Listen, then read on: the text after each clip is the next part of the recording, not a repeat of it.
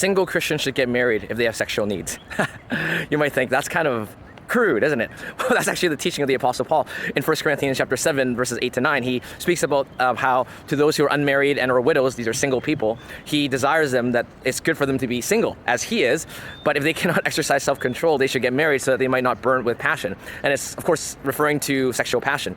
And so you might think, well, that's kind of worldly and crude, but the reality is that many families, particularly Asian families, they want their kids to get married only after they have secured the material things, such as a stable job, certainly not during college, but after graduation, even that's not enough. A stable job, a stable source of income, and also the purchase of a home, and depending on where you live, like where I live in Greater Vancouver, it's next to an impossibility.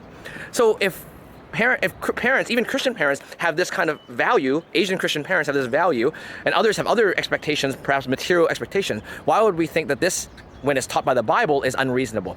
In fact, it is actually very reasonable, because what does God desire? God desires his people to be holy. God desires his people to, if you are single, you should be celibate.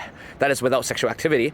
And if you are married, you should have regular sexual intimacy with your spouse, according to 1 Corinthians 7, verse 5. And so, what does this mean? Well, it means that if you are single and you're a young Christian, you should be thinking and praying and asking yourself, do you have that sexual desire? One obvious indication is if you struggle with pornography. You for sure have a sexual desire, and that is God calling you that you should be pursuing marriage. And you might think, really? Like, that's God's calling? Yeah, okay, don't over-spiritualize it. If you have sexual desire, just follow the Bible. You don't want to burn with passion. You want to release, if you will, this God-given desire through a God-given gift, which is sex within marriage.